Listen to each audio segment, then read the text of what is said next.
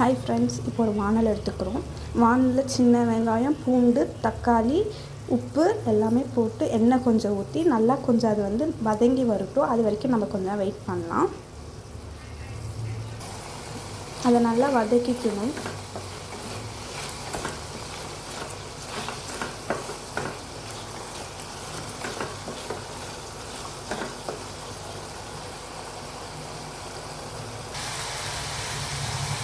இது மாதிரி ஒரு லிட்டை வச்சு க்ளோஸ். இது மாதிரி நல்லா வணங்கி வந்ததுக்கப்புறம் கொஞ்ச நேரம் ஆற வைக்கலாம்.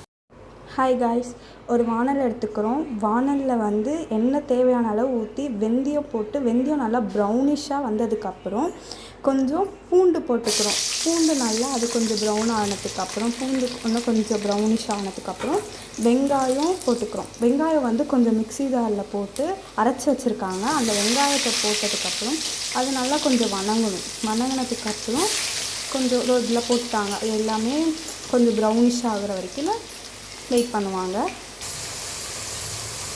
இது மாதிரி நல்லா கிண்டிக்கணும். கிண்டினதுக்கப்புறம் அது கொஞ்சம் ப்ரௌனிஷாக ஆகட்டும். அது வரைக்கும் நம்ம வெயிட் பண்ணலாம். நெக்ஸ்ட்டு நம்ம அந்த வதக்கி வச்சோம்ல, அதை மிக்ஸி ஜாரில் அதை போட்டு ஆறுனதுக்கப்புறம் மிக்ஸி ஜாரில் அதை கொஞ்சம் எல்லாத்தையும் போட்டுக்கணும். நல்லா இது மாதிரி ஃபைன் பேஸ்ட் வர வரைக்கும் நல்லா மிக்ஸ் பண்ணிக்கணும். அதை நல்லா கிரைண்ட் பண்ணிக்கணும். அப்புறம் இது நல்லா ப்ரௌனிஷாக பாருங்கள் வந்துருச்சு. ப்ரௌனிஷாக வந்ததுக்கப்புறம் கொஞ்சமாக மஞ்சத்தூள் கொஞ்சமாக போட்டுக்கணும். நெக்ஸ்ட்டு மிளகாத்தூள் கொஞ்சம் போட்டுக்கணும்.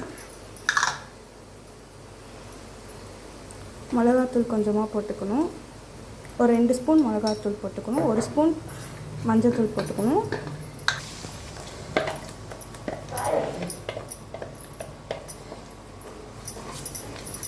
நெக்ஸ்ட்டு இது எல்லாத்தையும் போட்டு மிக்ஸ் பண்ணிக்கணும்.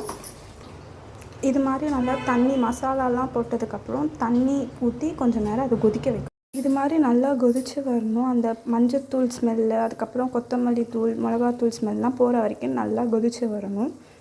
இது மாதிரி நல்லா திக்காக வந்ததுக்கப்புறம் மீன் நம்ம போட்டுடலாம். ஸ்லோ வச்சுக்கிட்டு ஒவ்வொரு மீனாக ஒவ்வொன்று போட்டுடணும். மீன் அது ஸ்லோலியே ஸ்லிம்லேயே வைக்கணும். சிம்மில் வச்சு அது கொஞ்சமாக வேகணும்.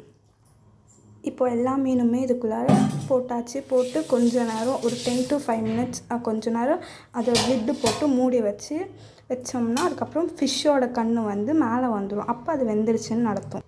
இது மாதிரி ஒரு 5 minutes லிட்டு போட்டு மூடி வச்சிடணும். நல்லா வெந்து வந்ததுக்கப்புறம் லைட்டாக கொரியாண்டர் மேலாக போட்டு ஆஃப் பண்ணிடலாம். அவ்வளோதான். இதுதான் எங்கள் வீட்டில் செய்கிற மீன் குழம்பு. உங்கள் வீட்டில் எப்படி செய்வீங்கன்னு கமெண்டில் சொல்லுங்கள். மறக்காமல் லைக் பண்ணுங்கள், ஷேர் பண்ணுங்கள், சப்ஸ்கிரைப் பண்ணுங்கள். நெக்ஸ்ட் வீடியோவில் பார்க்கலாம். பாய்.